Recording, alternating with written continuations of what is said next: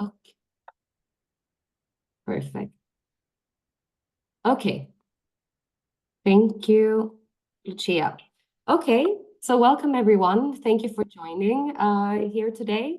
So this is the fourth module of the Children and Youth Peer Learning Journey. And this is an online space where we share and learn from studies, case studies, programs, and initiatives of how foundations essentially work together with children and young people to sort of move towards more meaningful participation within philanthropy. We are collecting these key recommendations that come out of these webinars and also sharing this information publicly with the community. So if there's any organization that wants to trial out a program or initiative or method, this is the place to sort of gather these inputs. I will place a link in the chat later on so that you can take a look as well of the previous modules if that would be of interest to you. So for those of you who do not know me yet, I'm Alice Forsman. I'm Program Manager at Philea, and I also coordinate the group of the Children Youth Network, which is one of the 14 thematic networks that are hosted by Philea. But today we're joined by colleagues from also steering committee of the Children and Youth, which is from King Baudouin Foundation, and their colleagues also from the Boost for Talent program, who will be leading on the fourth module of this journey, which is focused on how to support young people in developing their leadership skills. But before I hand over to the colleagues, I'll just run through quickly the agenda for this webinar. Firstly, we will have a little bit of a Mentimeter to gather some questions from you that we'll all fill in together. It's very brief, just to see which previous modules you may have attended, etc. Then the colleagues will present the Boost for Talent program to you all and wrap up the module with some key recommendations. And we will also have a Q&A session at the end. So in case you have any questions throughout this webinar, please put them in the chat, or we'll also get back to them later in the end. So as mentioned, we will have a little Mentimeter. So if you could all kindly go to Mentimeter on the website, or you enter the code, or just scan the Q here on the screen, then you go directly to this. If everyone's managed, I will give you a minute.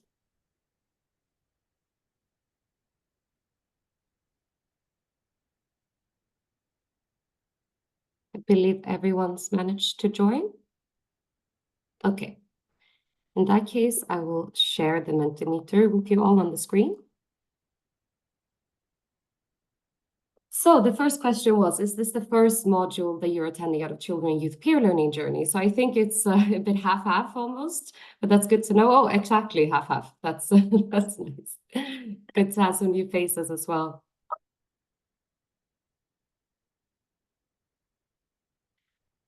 If no, how many have you attended previously? So as you heard, this is the fourth one of this year.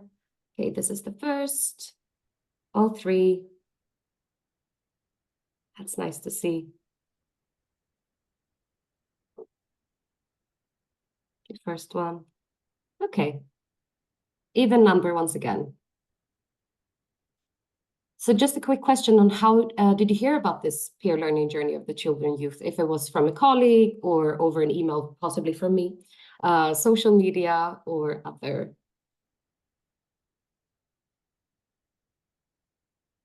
Okay. Also fairly even, word of mouth most common. Okay, that's great to know. Thank you. So I just wanted to also ask what you feel is the most pressing issue you face when you wish to address when it comes to youth participation within your organization. This can be very brief, but we also wanted to assess a bit in the room what you feel is the most pressing need of yours. Or wish, for that matter, as well.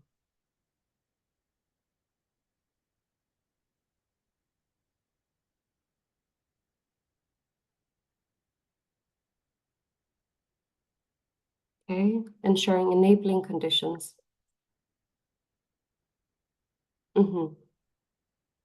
Engage harder to reach young people and involve disadvantaged people.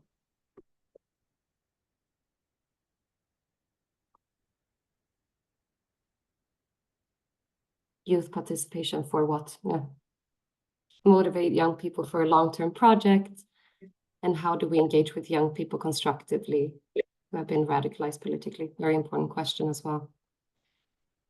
Going beyond youth attenders, share power. Yeah. All really good responses.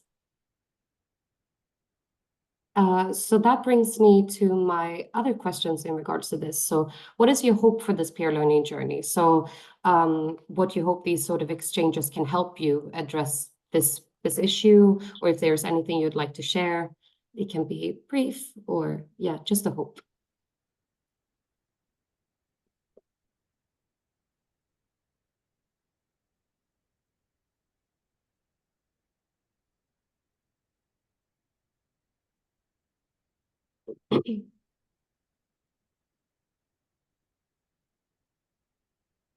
Learn from successful cases. Yeah, explore concrete strategies and steps to take. Learn from other challenges and approaches. Agree, it's also good to hear about challenges and things that may have not worked, but that potentially will work in the future. Real life success stories with evidence. Collective learning and knowledge from lessons learned and good practices. Yeah, also failures and challenges, indeed. Good examples.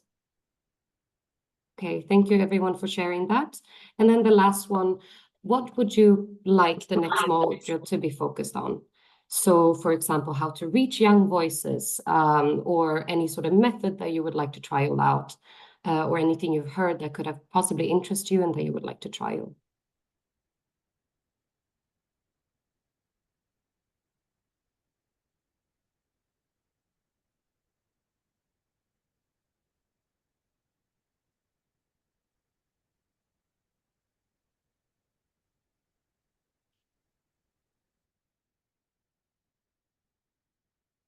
How to reach out with a social inclusion lens. That's super interesting. How to enhance intergenerational dialogue, practical examples. Thank you. Reaching disadvantaged, marginalized young people, youth and polarization. How to bring young perspectives to politicians. Yeah, it's a very engaging topic. How to effectively engage young people. Okay, thank you for sharing this. This is also super helpful for us to understand everyone's needs and how we can engage with all of you through this peer learning journey and also focus the topics. So thank you so much, everyone, for responding to this little Mentimeter. So without further ado, I would like to hand over to the colleagues, as mentioned before. So Marie, the floor is yours. Thank you. Thank you, Alice.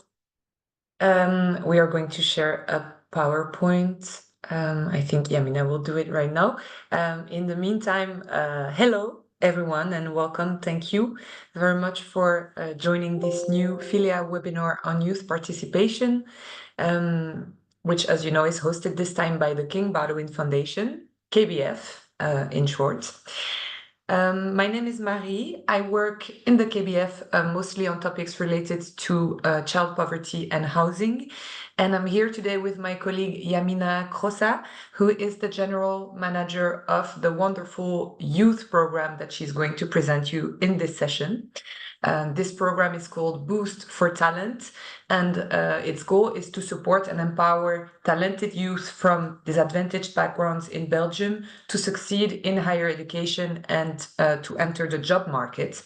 And it's an initiative that we are very proud of in the KBF because it is now operating in 9 cities, and through the years it has shown real positive impact for and with these talented and determined young people. And so today we are also lucky to count on the presence of 2 boosters, or ex-boosters, I don't know how I should say, Ma Barthelemy Bangura and Assad Ali, who are going to share their insights on this program and on the impacts it's had on their personal and professional trajectories. So Ma and Assad, thank you very much again to the 2 of you for being here today and for sharing your experience with us.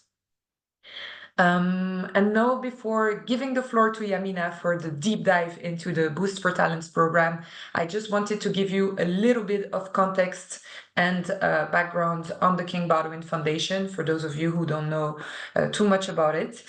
And to try and sum it up, I just selected this one presentation slide that we often use because it's a snapshot of the key points of KBF's DNA. Okay, yeah, you can see it, I think. See, this makes a long story short.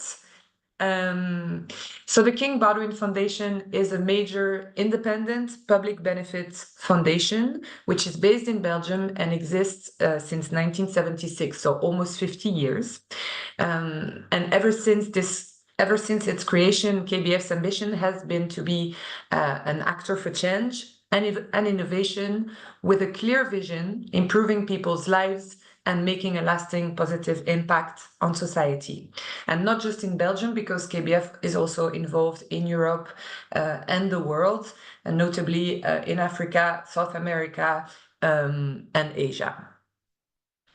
Now, KBF is known for being active on various societal topics, and its main field of actions are organized in programs within the foundation. And these programs are social justice and poverty, health, education and talents, climate and environment, democracy, cultural heritage, and the international dimension. The Boost for program that you will hear about today is part of the education and talent pillar, but of course, children and the youth are important target groups across all programs. Now, the work at KBF is led by several key principles: independence and pluralism, respect for diversity, integrity, transparency, and the promotion of solidarity. I love that it rhymes in English. These key principles are infused in our daily work and in the conception of our process, our methods. And speaking of methods, you can see them on the right side of the slide.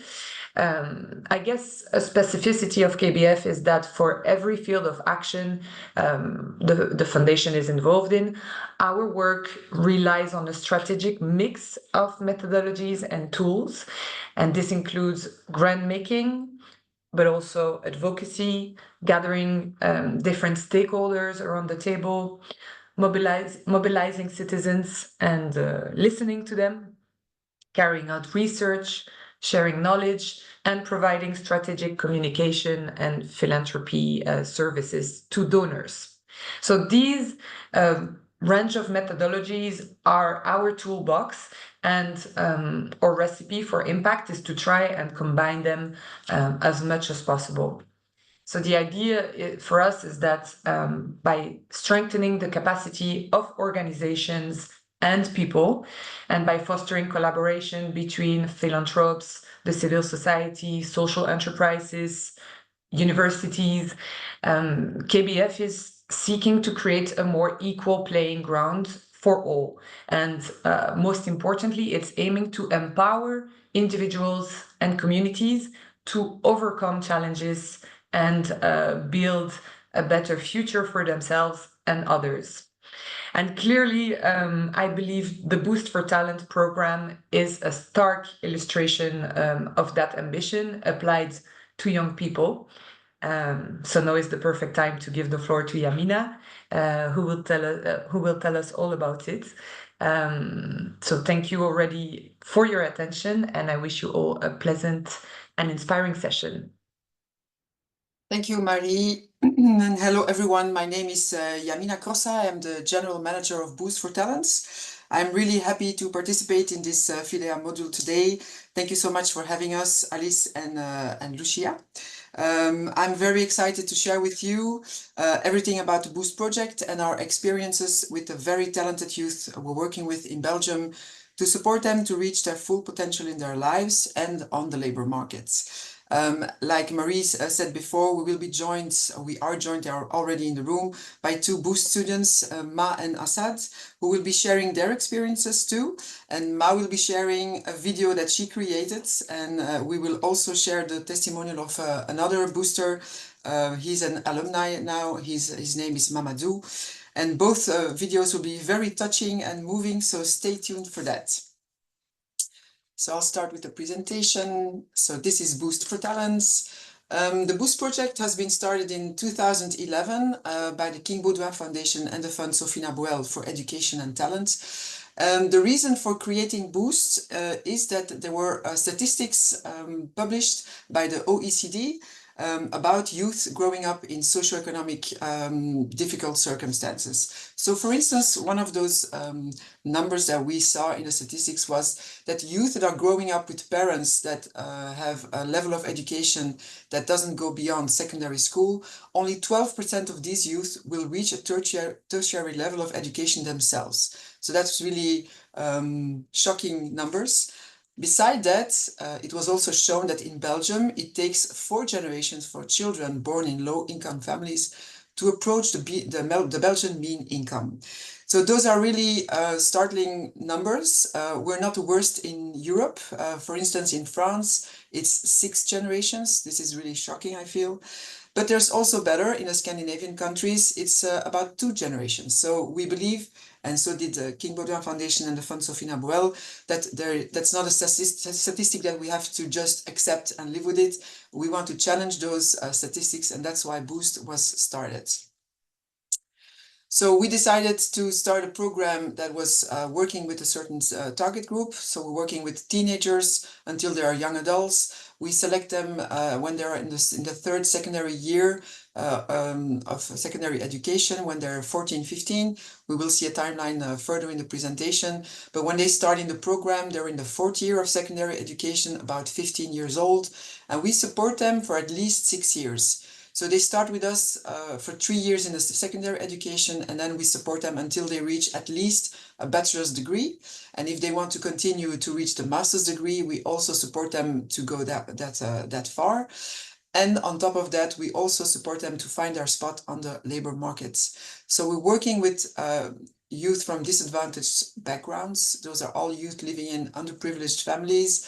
That could mean it's one parent's family, or families coming from abroad that have fled from another country, or simply families living in poverty. What we see that is very typical for these youth, but not only these youth, it's also for others. But what we see in this group is that because of the background they're growing up in, they don't have very much network, not a really relevant network for them. They're oftentimes the first in their family to try to reach a degree in higher education, which leads them to have a feeling of illegitimacy. Oh my God, it's a difficult word. You know what I mean? Which leads to imposter syndrome. We all know that. Everyone in the room today has that, me included, but they also have that. And the example I can give you is, I know a student in Antwerp who is studying law. She told me she's black, and she said, when I arrived in the aula, I only saw 2 other black girls or boys, I don't remember, but she said it gives you the feeling that, do I have my place here? Is it allowed for me to be here? And so we're working on them to make them realize that yes, they have their place there. They should pursue their ambitions and dreams.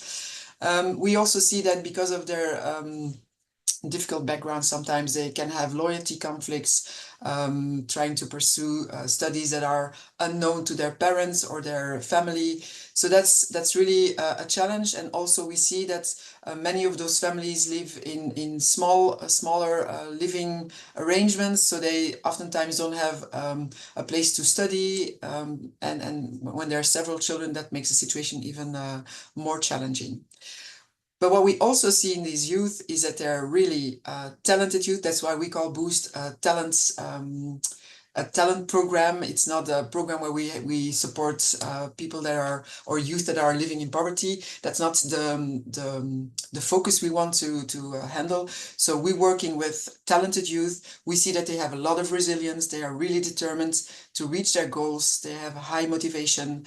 And of course, the challenge sometimes is that because they don't have the network, because they don't have the role models, it's more difficult. So that's why we are giving them in Boost as well, is role models on one hand and the opportunity to become one themselves. We see that they really have a big desire to succeed in life, even when they arrived at Boost, they don't necessarily see where they could end up because the lack of role models doesn't always give them a clear view of what the possibilities are for them. But that's what we're working on at Boost as soon as they come into the program. So when Boost was started, we decided to work on 5 strategic levers. At this time, no, I'll come back to that later, but at this time we have 900 youth in the program, and for the following 5 years, well, we're actually halfway this strategic plan, is that we want to intensify, we want to reach 1,500 youth by 2027. Diversification at Boost means something else than it means everywhere else, because there's a lot of work that is being done by about diversity. But for us, we see that we reach a lot of youth that have a migration background. So on one hand, we want also to reach the youth that don't have migration backgrounds, because we see a lot of generational poverty in Belgium, but those youth don't seem to find their way to Boost, or not enough. So we want to put the focus on that. We also want to reach more boys, because we have a ratio of about 70 to 30, 70% girls and about 30% of boys. We see that in the whole Belgium, in the 9 cities where we're active. And we also want to reach more youth that are studying technical studies. The Boost approach is also set on personalization. Every booster has, well, a group of 15 boosters has one Boost coach that is a freelance collaborator that is working directly with the youth one-on-one, but also in groups. So we make sure that this Boost approach makes sure that every youth gets the support they need to reach their goals. About the ecosystem, I can tell you that we are working hard on involving even more the schools we're working with, the labor market actors we're working with, but also all the partners that are supporting us, be it funds in the King Baudouin Foundation or the corporate partners that are supporting our program. Recently, we've also started an alumni work group where we want to assemble all the boosters that have finished the program, because during the program we emphasize, one of the many things we emphasize is the give back amongst each other, so boosters to boosters, but also boosters to KBF and also boosters to society. So we're working on that to create an alumni group to support them in doing just that, and also to support them in finding the right contacts in the corporate worlds when they're looking for a job or another job. So the objectives of Boost is, of course, to maximize the success of chances for all these youth from the underprivileged backgrounds. Our first objective is for all those boosters to achieve academic and professional success, to succeed in higher education on the job market. That's something that is really important for us. Like I said before, when youth arrive at Boost, they don't necessarily know what they want to become. That is the truth for other youth on that age also. But what we see is typical for this group of children at that time is that I think about 80 to 90% of the youth, they will tell us, oh, but I already know what I want to become. I want to become a lawyer, or I want to become a doctor. And that is, of course, the voice of the parents we're hearing, because they are living in poverty and they feel that if their son or daughter will become a doctor or a lawyer, they will be rich and they won't be poor. And of course, that might be true, but it's not a given for everyone to become a doctor or a lawyer, and it's not everybody's interest to become just that. So we feel it's really important at the start of the Boost program that we work with them, with all the youth, for them to discover who am I, what are my talents, what is my passion, and then to look towards the study field, what are the study fields that can be connected to my talents and my passions, to make sure that they can find a job where they can be happy and thrive in the future. So that's really something that we see every time again with all the new boosters that come into Boost. The second objective is personal development, to exploit our full potential, of course. What is typical for Boost is that we have a curriculum that has been developed that has a plan for the 6 years, at least minimum 6 years that are in the program. That is specified what the topics will be that we'll be working on, be it elocution, start to learn to speak in front of groups, how to express themselves, how to do mindfulness, but also study techniques, all of these things that are helping them to become the best version of themselves. And if you see a booster at 18 when they finish their secondary education, and you put another youth beside that person, well, when you compare the two, well, the booster will have had 36 workshops working on personal development, on how to be the best version of themselves, how to really achieve all those goals. So we really see the difference, and they become this amazing, they already were amazing young people, of course, but they discover something about themselves and the possibilities they have in their lives, both personally and professionally. The third objective, I already said something about it, is role models. We want them to become inspiring role models for other young people, be it in Boost, in their classes, their younger brothers and sisters, in their neighborhoods, in the youth clubs or the sport clubs that they're attending. And I have a nice story that is a bit of how should I say it? It's an unusual story that we heard of last year when one booster was her younger sister tried to apply to come to Boost, but we couldn't accept her application. And actually, that was a good news, which is really a strange thing to say.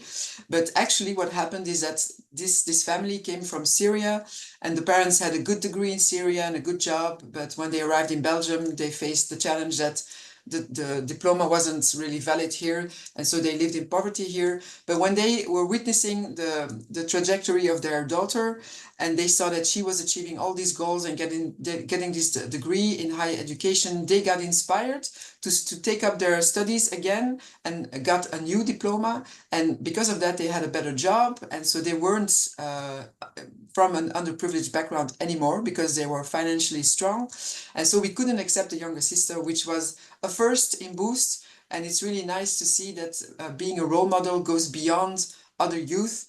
It goes also further, so also adults can be inspired, which doesn't surprise me because I'm inspired every day when I see and speak with the young people at Boost. The fourth objective that we added only 2 years ago is employability, because we saw that within Boost, boosters, they grow and they discover these talents they have and these opportunities they have, and all the opportunities that are shared within Boost network and the King Baudouin Foundation. But we saw that when they get their bachelor's or master's degree, that then there is a new challenge of finding their spot on the labor market. We feel that it's within those years of higher education that we already have to prepare them for the job market. Like, for instance, you don't start networking when you get your degree, you have to do that before. So we really do a lot of work to get the boosters to go inside of the companies, to meet already professionals, to discover what the jobs are, what the kind of profiles are that the companies are looking for, make sure that they achieve the 21st century skills where they can interact in a correct way on the labor market. But also what we discovered is that on the one hand, you have all these companies that are looking for talent, and they tell us that they don't find this talent, especially if they have a migration background. And I say, well, we have 900 boosters in the program that all will come get on the labor market at some point with a degree, and we only have a dropout of about 10%. So I always tell them, well, we have the talents you're looking for, but there is this one thing that is not highlighted enough, and that is, in fact, when the youth are looking for a job, like everyone, I think, they go on the website and they go look on the Who is Who page. And when they see that if they're a youth from a migration background and they see that all the collaborators are white, for instance, well, this makes it more difficult for youth to apply. And I have had different conversations with different Boost youth about that, because I feel that if you don't apply because of that, well, first of all, well, the reason mainly is that they think the company will have a bias towards them because they are from a migration background. But I also always say when I hear that, well, if you think that, then you have a bias towards the company, because then you're biased about that. And I feel that you're auto-sabotaging your chances if you don't apply. So we feel that we do important work by making sure that we organize events, workshops at the companies to make sure that the youth are coming inside of the companies, meeting those people, experiencing that they're welcome, that they're looking, that they are interested in them. And I really feel we're working with like Belfius and the National Bank of Belgium, and all other kinds of companies. And I'm sure that if they later will see a vacancy at that company and they're interested in, I'm sure that they will apply. So that's something that we really feel is really important. This is a slide I have added just to show you that we worked out this theory of change of how we're working, but it's actually what I explained to you is that we're on the one hand looking for boosters. We're working with schools and all kind of youth clubs and organizations to reach the youth to make sure that they apply at Boost. The challenge that we have, of course, is the funding of the Boost cities, because it's an expensive program. The funding of the central cost, which at this time is paid for by the King Baudouin Foundation. What we need is strong partnerships, strong methodology, of course, which we have. That's how we came to developing the program. And of course, we need engaged and talented human resources. Just to tell you, the Boost coaches we have at this time are 42 Boost coaches to support about 900 youth. And they are all very enthusiastic and engaged, and that's really nice to see. So like I said, the activities within Boost are on the one hand, individual support by the Boost coaches. We're also starting a mentoring jobs and internships cell in Belgium to support the youth to grow, for their personal development, but also to discover their opportunities on the job market. We have a lot of collective empowering activities. There is financial and material support. I will get back to that in a minute. And of course, there is a lot of opportunity to network and build your community. The short and the medium term outcomes is, of course, improved access and retention and success rates that are higher in both secondary education and higher education. I will show you the results we have a Boost a little later on. But the long-term outcomes, that's really what's important. Like I said in the beginning, in Belgium, it takes 4 generations to reach the median income in this country. Well, actually, every youth that is finishing his Boost program, the 4 generations are reduced to 1. Because every youth that will get on the labor market with a bachelor's degree or a master's degree, they will get a good job, they will have a good pay, and they will no longer live in poverty. And that is something that will, of course, change the future, because like I said in the first statistic, if the parents have higher education degree, then their children have a bigger chance of getting a higher education as well. So that is really how we're going to break the chain of poverty and how we want to challenge the statistics. I talked also about the role models. We want them really to become change makers, and we see that already happening. We have a lot of youth that are really discreet about all the work they're doing as volunteers in numerous organizations to support other youth with their homework classes, or to start learning Flemish or French in Belgium, or they are working in organizations like Capital in Brussels. Assad is one of them, for instance, that is doing volunteer work. That is a place where youth can find a place to study or participate in inspiring events. So we didn't really, we should do a survey with the boosters, but I'm quite sure that about 80% is doing volunteering work and being a change maker in a small or a bigger way, and that's really inspiring to see.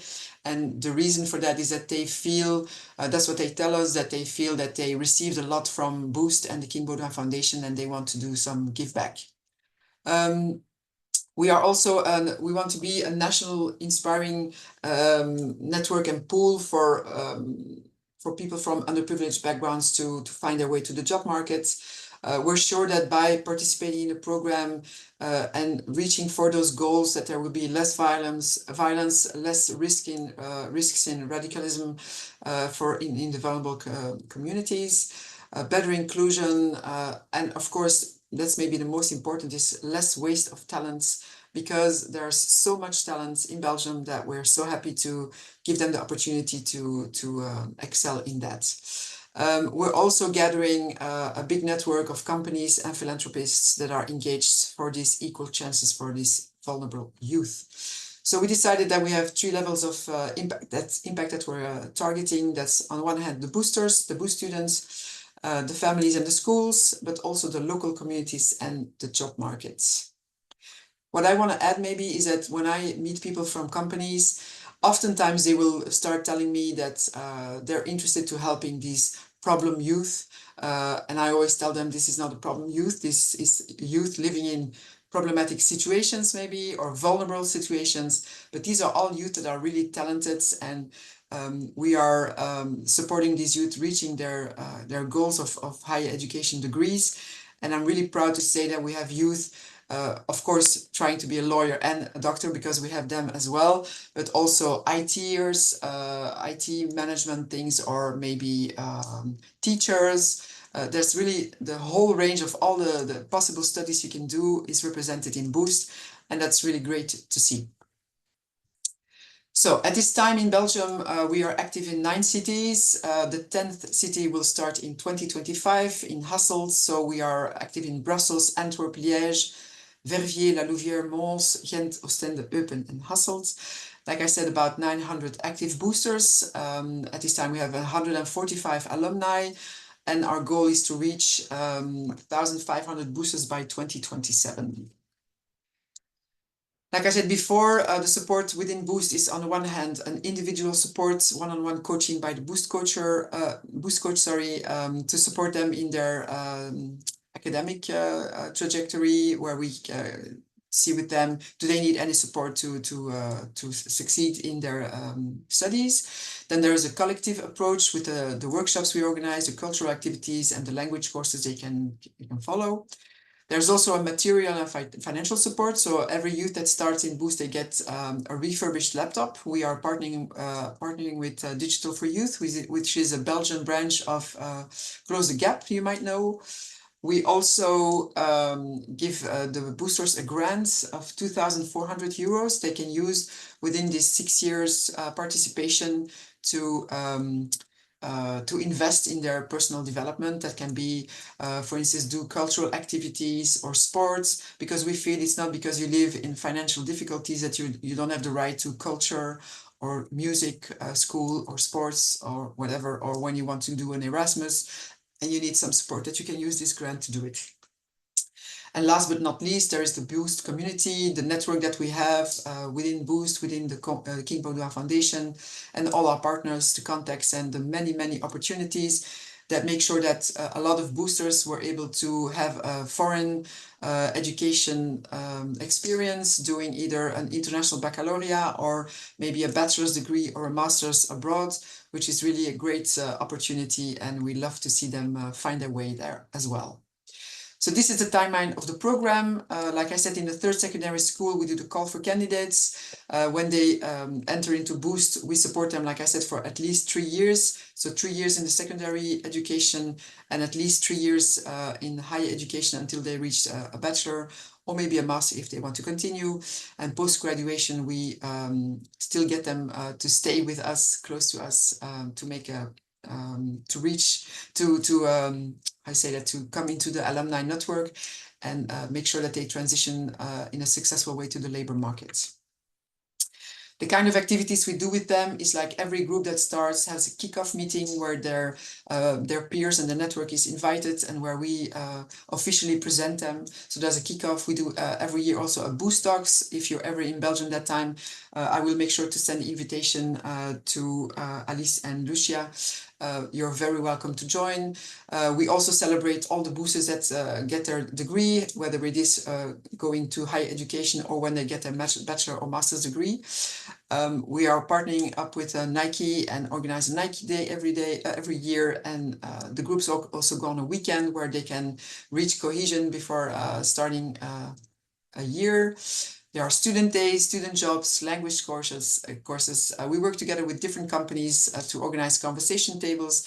Like I said, we want to make sure that the youth already have contacts in the corporate world, and that's how we do it, by partnering them up with a mentor that is meeting them once every 2 weeks to either practice a language or exchange about a thesis or another topic that they decide on together, and that works really, really well. And also we have activities to discover the world of justice for the ones that really do want to become a lawyer, because they are also among the youth. We do corporate visits, like I said. We partner with Vlerik Business School to offer workshop on various topics like entrepreneurship, negotiation skills, to support them in their future endeavors. We organize inspiring meetings. We also partner up with Belfius Bank. They finance 20 girls going to Boston every year to participate in a leadership program, which is really inspiring. I attended it last year, and it was really amazing to see all these girls learning so much about themselves and their opportunities of growth when it comes to leadership. And the Boost visits, also the intercity visits, is an exchange that we really like to promote. On the picture you see on the top right, you see Assad, I see, and who will be speaking in a little bit. Important to share with you is the success rate of the program. So in secondary education, the boosters, they have 93 success rate, which is really high. In higher education, that's 60% in the first year.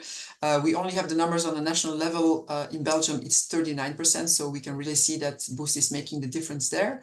Like I said, we have 145 alumni, and we have about 10% maximum dropouts every year. That can be youth that are moving to another city, another country, youth that are deciding to stop with their studies or say that they don't need the support anymore. It's a program that is quite demanding, because, like, for instance, in secondary education, you have to succeed to stay in the program. And in higher education, you need to get to succeed in 45 study points of the 60 to be able to stay in the program. So that's what the dropouts are about. I wanted to share this with you to close it up a little bit, is that it is our vision that we want to become the Belgian reference of social impact organizations working for the success of the outreach of talented young people. You can read what we're writing. That's really important for us. And what's more important for me is that you hear it from the youth. So I would like to start to share a video of Mamadou. He's an alumni, so he got his degree, and he's sharing something really important. I will not say more about it, but just check it out. See? Oh. My name is Mamadou. I'm 25 years old and I'm finishing my studies in accountancy. The first time that I heard about Dealer was at school, because I'm an accountant student, and also I was working at the airport as a student in the night. When I get my break, every night I came in the front of the door and I say, I like accountancy, and one day I'm going to open this door as an employee.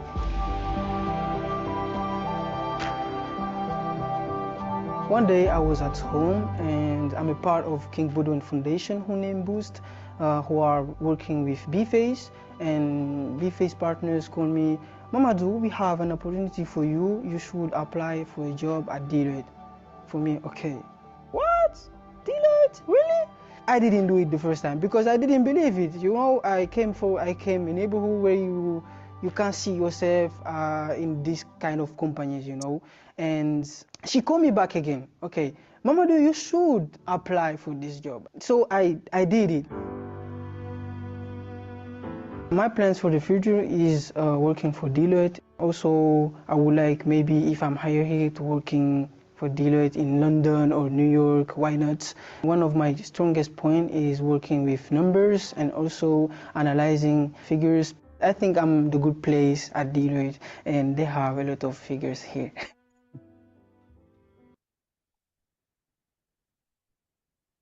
So that was Mamadou. That's really a moving testimonial. And so now I would like to invite Ma and Assad to join us. Maybe first Ma. She has been a booster in Brussels since 2014. Ma, are you with us? Hello. Hello, Ma. Sorry, my I'm camera. fine, thank you. I'm fine, thank you. So Ma, it would be nice if you could share your story a little bit within Boost, and after that I have already in the presentation your video plans. Great. So, hello everyone. First of all, thank you for having me. Thank you, Yamina, for trusting me to do this. So my name is Ma. I am 26 years old. I was born in Guinea in West Africa, and I moved to Belgium when I was 9 with my sister and my mom. So I come from a single income household, a single parent household. And one day in Dutch class, my Dutch teacher reached out to me and she told me that I should apply for this program called Boost. I didn't know anything about it, but I knew it was an opportunity for me. So I applied and I got in, and the rest is history. One thing I like to say is that Boost is like, I don't know if you guys know about the sociologist Pierre Bourdieu. Pierre Bourdieu worked on inequalities and power dynamics, and he talks about how people that come from privileged background have three different capitals: economic capital, social capital, and cultural capital. And economic is pretty self-explanatory. Social capital is more like networking and people's basically people's network. And cultural capital is having parents that have bachelor degrees or master's degrees that could help you in your homework or inspire you to study further in life. And so that is what Boost is to me. My mom did not have the chance to go to school. She was an orphan, so she had to drop out of school to take care of her siblings. And so for me, Boost really was that parent that gave me all those capitals. And I'm really, really grateful for it because when people ask me what I want to do, I always say I want to be rich and famous. And so it gives them a great laugh, and then we move on, because for a long time I wasn't able to tell them what I actually wanted, because for me it was maybe reaching too high and I didn't want them to make fun of me. So I would just ironically say, oh, I want to be rich and famous, and then we can just move on. But thanks to Boost, I know that I'm able to actually be more ambitious and have those kind of big dreams. So today, if you ask me what I want to do in life, I would tell you that my dream is to, I didn't tell you, actually, I studied political science. And now I'm doing a master's degree in journalism. And so my dream is to one day do documentaries and get recognition for it. And if I could get an Oscar for it, that would be great. So yeah, I think, yeah, that's all. Thank you very much for listening. And yeah, I think Thank you Yamina, so much, Ma. I would say to everyone in the room, remember her name, because you will hear about her later. thank you. Assad as well, but he will speak later. Let me see. I will share again the presentation. Slideshow. No, sorry, I have to choose the right one. Sorry about this. Yeah, I will maybe not share. Then we can see Assad then also. Assad, the floor is yours. Assad has been a Boost student since also 2014. A booster from Brussels. Yes, that's right. Thank you everyone for having me. My name is Assad. I'm 25 years old. I have a bachelor's degree as a medical laboratory technician, and I'm currently doing a master's in healthcare management, and I'm doing that at the VUB right now. So I started out just like when I was around 15 years old, And I got to know Boost actually through my school director, who at the time was a member of the jury. So he just came up in class like randomly with another student, and we thought like, okay, he's gonna give a boring presentation. And in the end, well, I guess just like the rest is history. I saw the presentation and I just decided to register for the program. And I thought, yeah, 10 years later, well, here we are, I guess. I started out being extremely shy when I was younger, and one of the things that Boost actually gave me was the opportunity to speak up, which unfortunately I didn't really have when I was a lot younger than today. And over time, well, this has improved because, for example, I'm talking to you right now, which I wouldn't have been able to do when I was a shy little 15-year-old. And I also had the opportunity to, for example, host alongside Ma, ironically, the Boost Talks one year. So that was like a huge step up from doing like small little school presentations to actually presenting in front of over 100 people, while actually trying to entertain the audience, which was quite nice. And as Yamina mentioned earlier as well, Boost has this, I want to say, idea of giving back. And one of the things that I've been doing is working with other nonprofits that actually empower and help youngsters. So I've been doing that for, if I'm not mistaken, around 3 years now at the Capital VZW. So they have a program where they actually help youngsters who are around the end of secondary school to help them find what they want to study. And that's what I've been helping them out with. So I've come across, like, if I'm not mistaken, around 500 youngsters who I've both helped find studies or find a job if they do not necessarily want to study.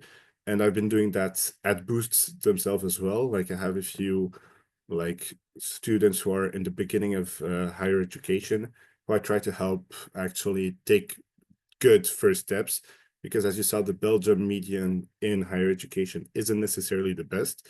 And I'll try to like put a little stone where I can to actually help them and make decent improvements in their lives.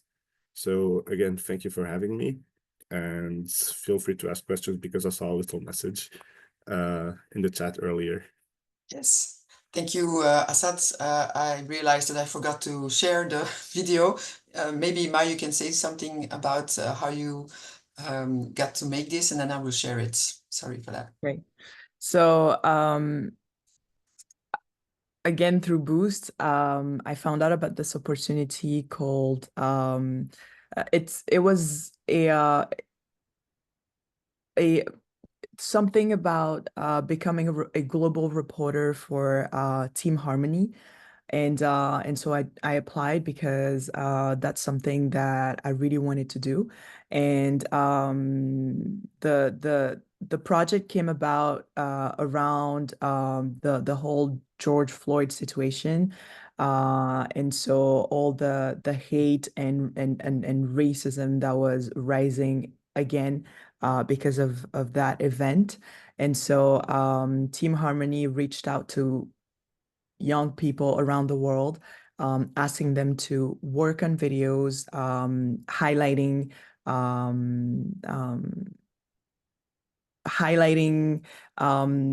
things in their communities that were fighting hate. And for me, I was particularly touched about the whole George Floyd situation because I was really vocal on my social media, but I wasn't seeing any response. And I felt really alone in my fight. And so I decided, you know what, I'm going to make a video that's going to be a love letter for people that look like me.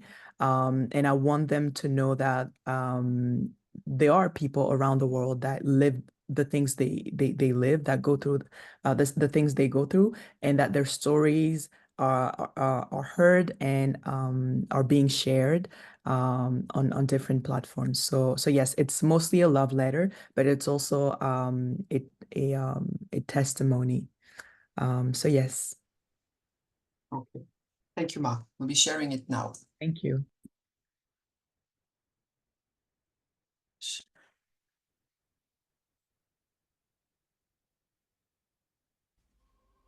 A couple of weeks ago, I sat down with some of the most inspiring people I know, with some of the most unique stories. and I ask each one of them this question.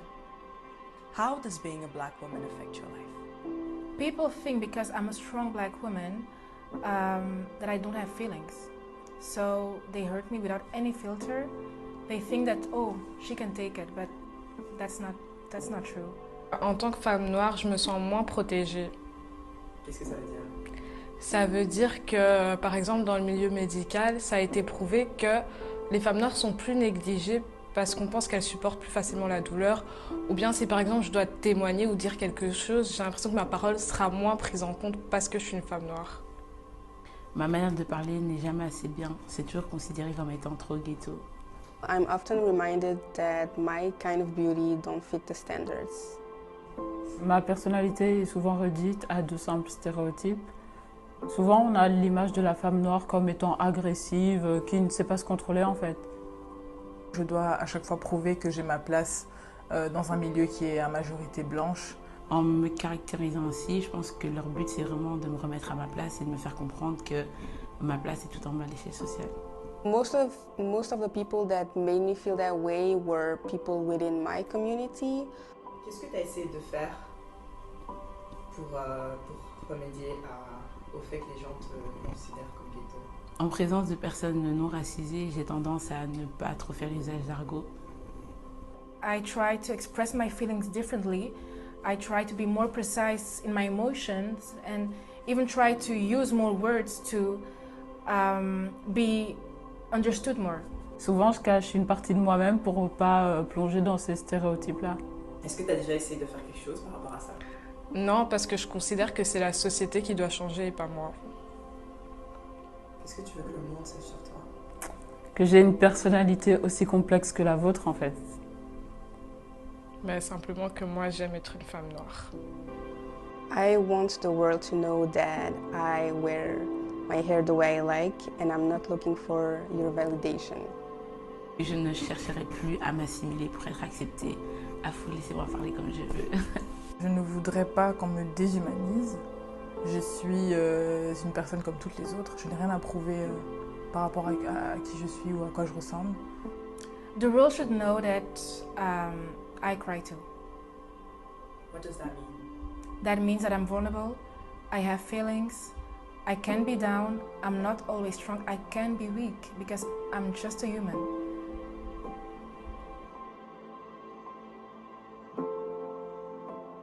Dear Black girl, I appreciate you. I respect you.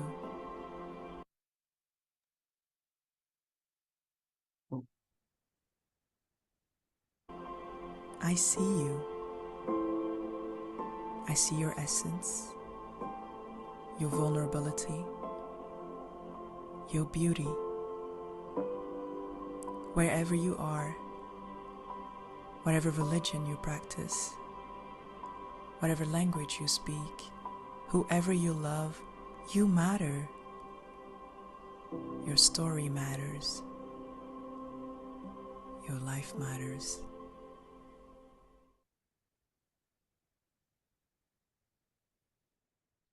Voilà. Then we can all get silent for a minute. I just wanted to add, just first, thank you to Ma and Assad for participating. And as usual, they are way too discreet about all the things they're doing. They are amazing people, working hard on their studies, of course, but they're doing so much alongside that. They really deserve an applause even. I'm really proud of you guys. So I just wanted to say that. I'll get back to the presentation. I saw that in the chat there are some questions, but we have time for Q&A after, so I will take those questions. Voila. Let me share this again. So I wanted maybe to end my presentation by saying that Boost is financed by, on the one hand, philanthropists that have their fund at the King Baudouin Foundation. It represents about 80% of the funds we have. And also 20% from our strong partners. This is just a selection of those partners. And that's how we finance Boost alongside with the support from the King Baudouin Foundation and the Fund Sofina Boalila. So finally, I'm gonna close it down with 3 recommendations based on our experiences at Boost. Is that it's important to create an inclusive culture where youth can feel safe and appreciated to share their ideas and opinions, because as we saw and you heard today, they have these amazing ideas and opinions that we're gonna need to face the challenges of the future. They understand the world today, and there's so much we can learn from them. So it's really important to include them, which brings me to the second point, recommendation to include the youth for their ideas and opinions on the one hand, but also to actively give them a place and a voice in important matters. So for instance, at Boost, we include alumni to participate in the juries when we select the new cohorts for the program. Starting next year, a booster will join the strategic committee of Boost. We include them at the King Baudouin Foundation on a lot of work groups where we really can use their insights, their ideas, their opinions to think about things. We also include them in the whole exercise about the alumni work group. So that's really an important thing. If you want to support youth, you have to include them because it's important to know their viewpoint as well. And then the mentoring program is something that is really something that we recommend and that we are deploying in Boost, is where youth can exchange with and learn from more experienced youth and or other stakeholders. So it can be alumni that are supporting youth that are starting in the program, or youth that are trying to make a choice for their studies. Then they can speak with a booster that is in higher education to exchange, is it really what they thought it was, but also including our stakeholders, both the people from the funds, the philanthropists, but also the corporate partners that we have to mentor our boosters and make sure that they make the right choices for their future. So that's about it, and I will close the presentation so I can take your questions. How do we proceed, Alice? Do you? Yeah. No, thank you so much. I just want to say thank you so much, Amina, for the presentation, and especially thank you to Ma and Asad for sharing your inputs and experiences, and especially Ma for this very powerful video that I'm sure felt all of us. I think maybe it's best that we start with the questions in the chat, and then anyone who would like to ask a question to the speakers, please feel free to raise your hand as well. But we have 2 questions in the chat from Sarah. The first one is, I would like to know from Ma and Asad how they heard about the program. What was the most helpful for you in the program? And do you have any ideas how to improve Boost and make it more accessible for the youth? So perhaps we start with that question. All right, so I can start if you don't mind, Asad. So I heard about the Boost program through my Dutch teacher. So she asked in the class who lives in a single parent household, and I raised my hand along with 2 other students. And so she told us to come to her after class, and then that's how it came about. The second question is, what was the most helpful for me in the program? So as I was saying, for me, Boost was not only did it help me economically, financially, but it also helped me have a cultural capital, as Bourdieu would say. So I got my first laptop through Boost, which helped me a lot for classes. And I did a lot of language internship through Boost, which helped me start learning English. And I also had tutors, which I couldn't afford with my mom's incomes alone. So I had a math tutor and then a Dutch tutor, and that helped me tremendously with my grades in high school. And then and that's something I forgot to talk about, and it's so important. It's such a major thing in my life. through Boost, I was able to study abroad for 2 years. So I studied through the UWC program, United World College. And I went to Costa Rica for 2 years, and I learned English.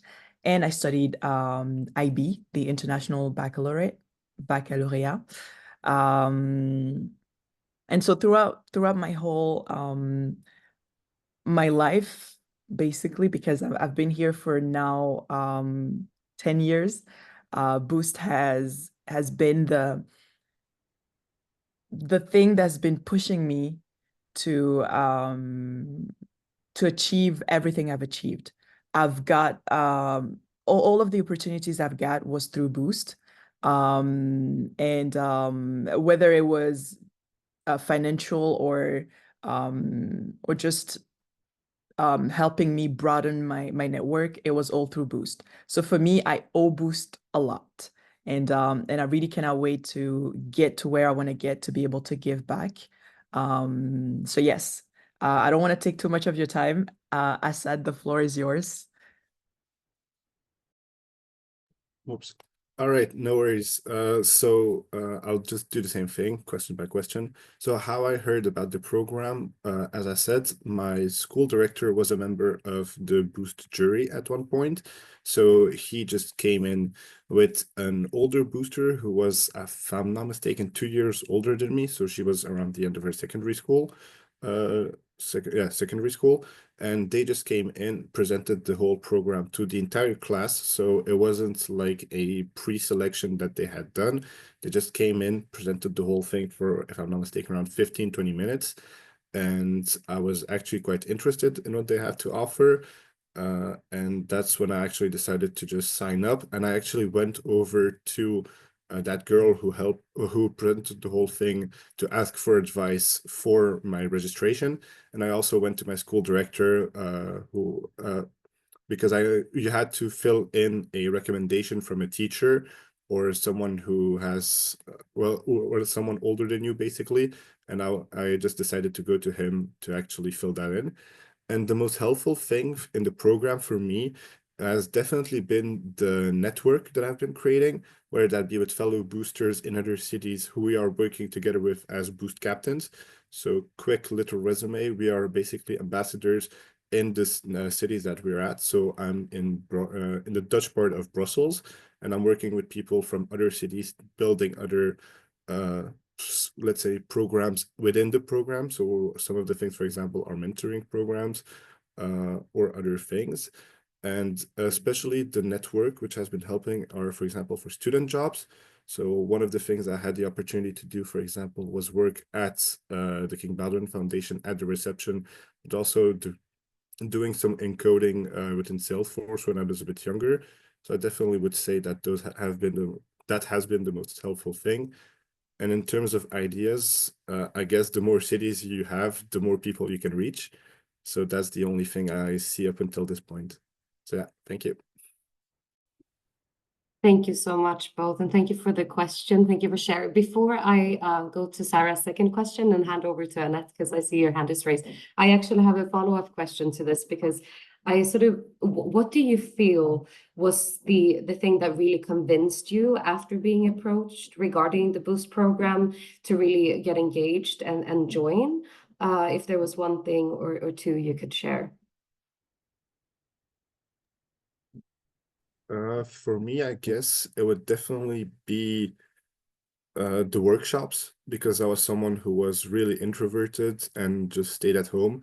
And when they mentioned, for example, personal development, which I had heard things of, but when you're like 15 years old, you don't really know where to go look these things up. And especially when I heard that you'd be in a group of people who you do not know with the same with the same mentality and the same mindset, I was actually that really convinced me quite quickly, to be fair, because I knew that I wanted to get somewhere in life, basically, because my parents, for example, no one in my family has higher education at all, and I wanted to be the first one to basically get there. And thankfully, after many years, that did happen. But I want to keep pushing forward and showing them that, hey, if I can do it, you guys can as well. As for me, to be completely honest with you, I didn't have much information about what Boost was initially. I just knew that it was an opportunity not to miss, given my background. So, as I said, I come from a single parent household. We didn't have much money, and we lived really difficult times. So, just hearing that there was an opportunity, I just I just grabbed it. And then later on, I realized how big of a deal it was, how lucky I was to be part of it. But initially, to be completely honest, it was just for me. I was just like, okay, this is an opportunity not to miss. We don't know what it is yet, but let's still try it. And I really do not regret it. So yes. If I Thank you. can add to that, it's something that we see with most of the new boosters in the program, because we present them the program, and it's a program for over 6 years. You know, when you're 15, you're like, what, 6 years? You're not thinking about the next 6 months, so, or maybe the next month. So I think it's maybe the feeling that an adult thinks of you, maybe to suggest it to you or something like that, because the pre-selection that Ma talks about, we discourage that, because we prefer that all the youth in the class get the information, and that the youth decide if they want to apply or not, because we can miss candidates that way. I have a story like that about a girl in Brussels, and I asked her, how did you get into Boost? And she said, well, the principal of the school came in the class and talked to 2 boys in the class about Boost, and she overheard them. She said, Yamina, I have to admit that I was listening, eavesdropping on them, and then I looked it up, and she applied, and she was selected, and the boys weren't. So that's really a testimony to that's not the way it works. So we have to present it in the schools, and we also invite boosters to go in the schools, because peer-to-peer is really powerful. And because if I go there and tell about Boost, yeah, okay, I could do it really well, I know. But it's really even more powerful when youth do it, to explain them what it's like to be in the program. And then the youth have to decide, is your life situation a break? Do you say that? Een rem? Slowing down your ambition. I can say it that way. So if you feel that your situation is slowing down your possibilities, your opportunities, then you should apply. And then they have to fill out a form, and then we will decide, do they meet the criteria or not? But that's the start feeling, actually. So that's what I wanted to add. Thank you. Thank you for answering that question. So I will address the second question by Sarah in the chat. So this one is to Yamina. Yes. Do you ask the participants of Boost what, in their opinion, could be improved? Maybe they have an idea why more young women than men are reached by the program at the moment, for example. Well, we ask Boost youth their opinion on several occasions. We do surveys. We have like the captains that we can consult. And we also, of course, are working with the schools. And what we see about the girls and boys particularly is that we see the same thing in higher education. There are more girls than boys. There's also something we're looking for why that is. One of the reasons, but it's not the only reason, it's not a main reason, but it is one of the reasons, is that a girl at 15 is more mature than a boy at 15. So when you see the application form of Boost, I think it takes about an hour at least to fill it out. We see that the girls, they reply in nice sentences and examples, and they write a lot, and the boys, it's yes, no. So we see that there is a difference there. So we're also thinking about ways on how to make it more accessible for boys. What also is something that is important to mention is that for girls, it's maybe more okay to be thriving to do good in school, while for boys, it's not so popular at that age to be the best in class. Assad, maybe if you have another opinion, don't hesitate to share, or to share your experience. But we are looking at the reasons why that is, and it's been a few years now that we're trying to get more boys. We don't know how. We think it's the age. It's several things. Yeah, that's a Thank reply to the question. Yeah. Thank you. Annette, I see you have your hand up. Yes, first, I also would like to thank you really and to congratulate all of you to this amazing and really impressive project and the impressive results and impacts you reach out. I have two questions. First is, have you ever thought about a kind of complementary project focusing on young persons?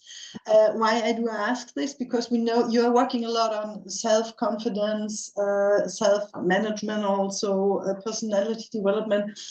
And as we know, the foundation for all of this is laid in the very young, early years. So have you ever thought about creating something parallel and then combining both?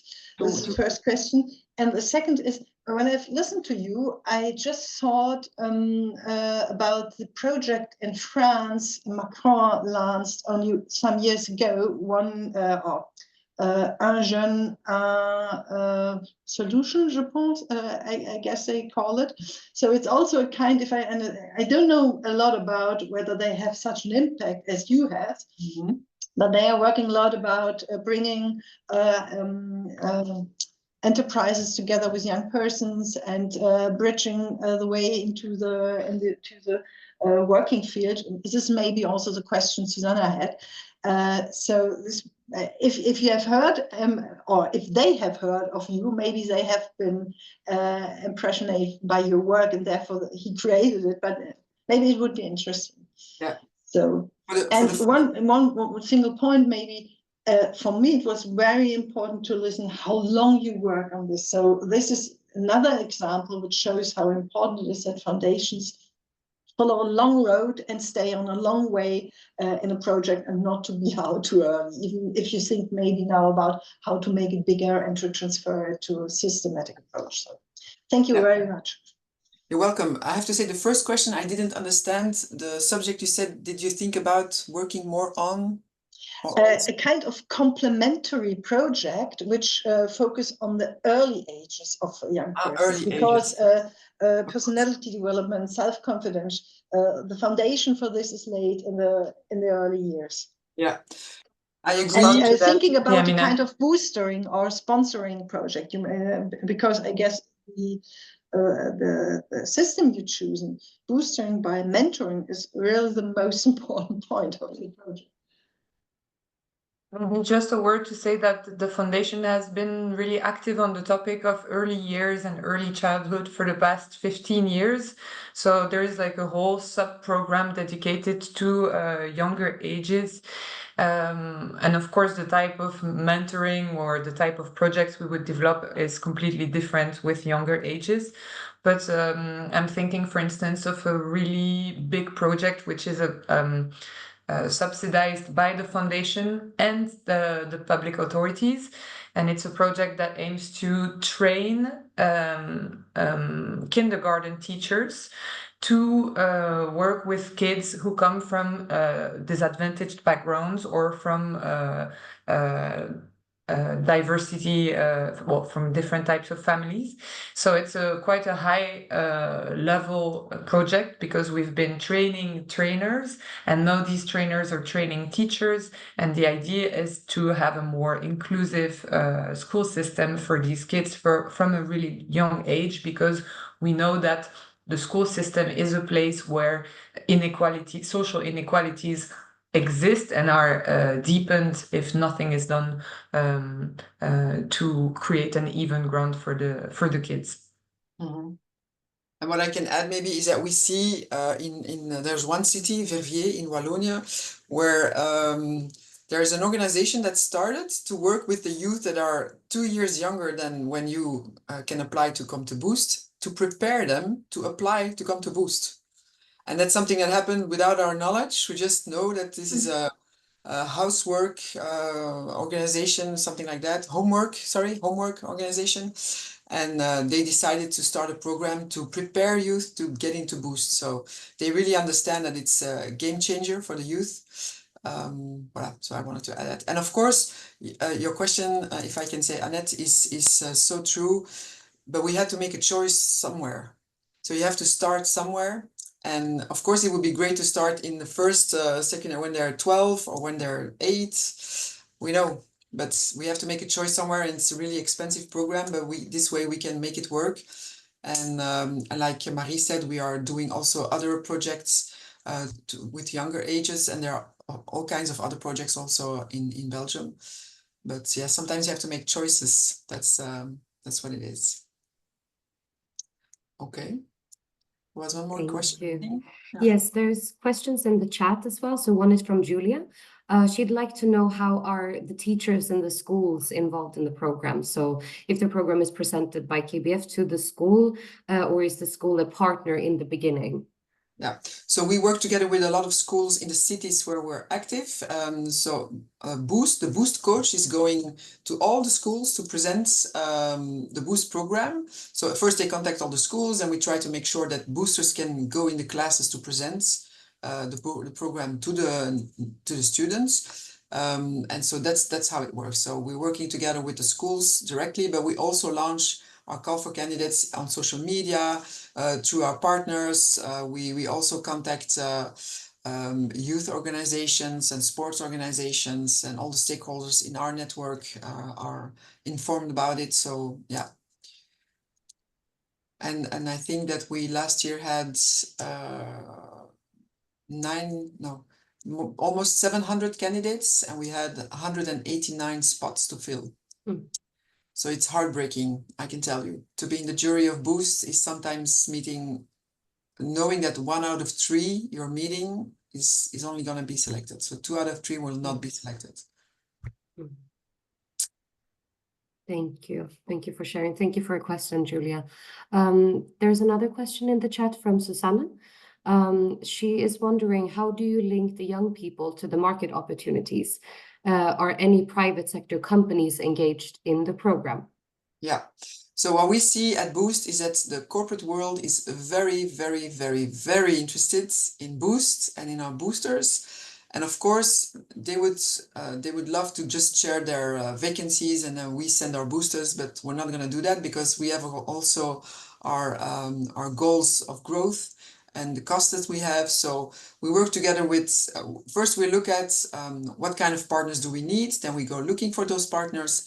They support us financially, and that's how we do the exchange of youth attending workshops at those partners, and that's how they get to be connected with the job market. But what we also do, of course, it gets more and more difficult because we have about 900 youth now, but sometimes, like recently, there's a girl who says, I want to be, how do you say that?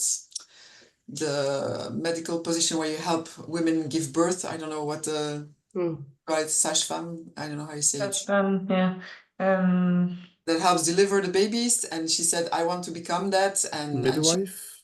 Midwife. Thank you, Assad.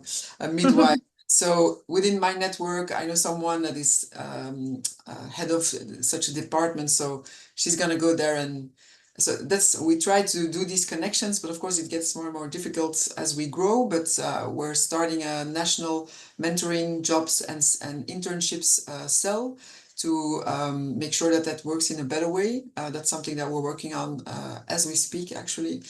So that's how we want to connect them. But in the first place, it's our partners, the one that support us financially, that get the first, how do you say that, connection with our boosters.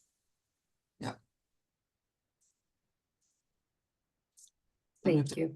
Other questions? If anyone has a question, please feel free to raise your hand. We have a few more minutes. Anyone like to? I actually have an additional question, so I will take that now, take the opportunity.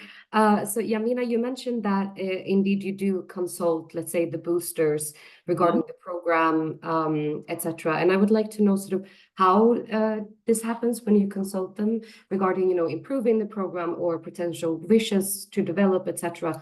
And how you sort of do these consultations. Yeah. But for instance, the conversation tables that we have, we launched a pilot, I think 2 years ago.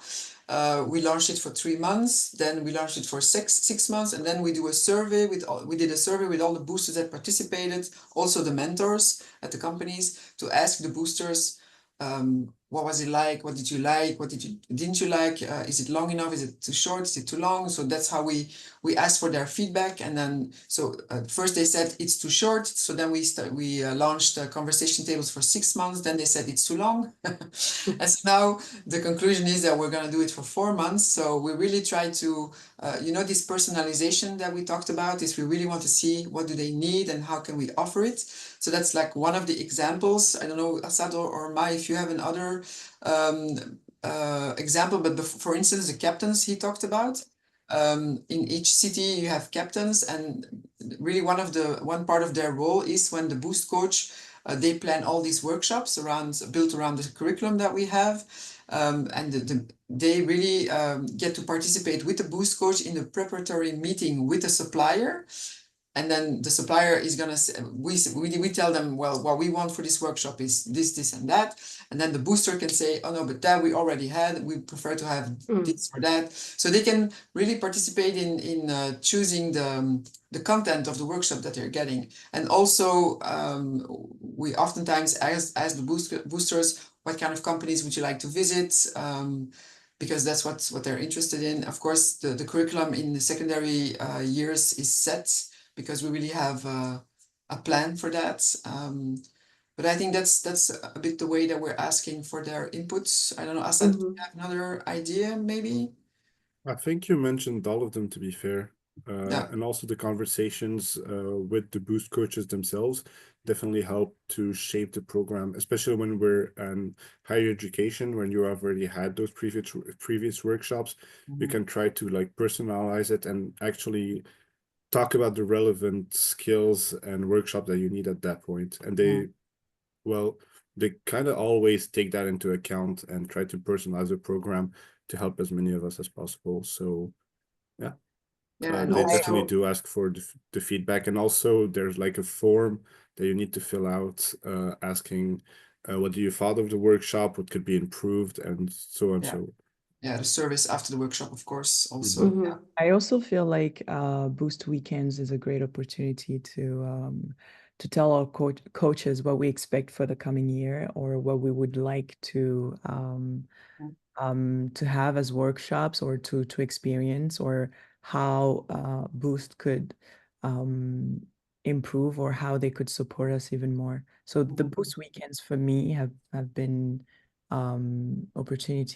great opportunities to and also a lot has changed since the beginning of Boost and today, because for instance, I think in the beginning it was more like a workshop, like in a classroom, and it's been very vocalized very clearly by the boosters that they don't want that. They want to experience, they want to do, they want to speak, they want to talk, with each other and discover. So that's what we're trying to do. Of course, there are some things that you can do otherwise than in a class-like setting, but that's something that we take into account. It's really important for us.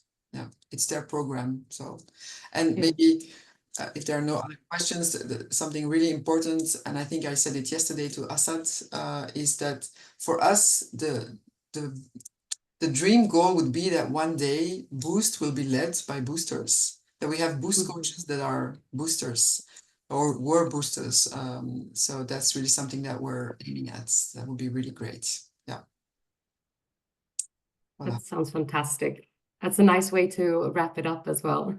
Maybe finally, I wanted to share also with you the link to, we have on YouTube a Boost for Talents account where you can find some clips. Of course, it's in Dutch and Flemish and French subtitle, but maybe, I don't know, if you can find a way to bypass that. But there's also the Boost Talks of Ma and Asad that you can find, and others. So feel free to browse in that. Okay. So thank you so much for inviting us here, Alice and Lucia. And thank you. If you have any more questions, don't hesitate to send an email to them, and then we will gladly reply. Or if you want to contact Ma or Asad for other things that you think are interesting for them. Thank you for, I don't know who did that. They shared a link for Ma, for the Dog Society. Thank you for that. Lucia, it was you. Thank you very, very much. Yeah. And if I may, for those of you who like podcasts and are trying to learn French, I just released the first episode of my podcast today. So I'll share the link in the group chat. I don't know if I can do this, if I can self-promote, but yes, if you like Please do. I need to practice French. all right, perfect. So if you want to learn French and listen to a really nice podcast, I'm gonna share the link right now. So yeah. Okay, great. Thank you. Best of luck with your podcast, Ma, and best of luck to all of you as well. It was really nice to share our Boost experience with you. Thank you so much. Thank you, everyone. Thank you so much for speaking and attending today. We'll, of course, be uploading this module as well on the website that I put in the chat earlier today. So thank you so much. Thank you. And have a good rest of your day. Thank you. Thank you, everyone. Thank you, everyone. Thank you, Matt. Thank you. Thank you, Assad. Thank you. Thank you. Bye-bye.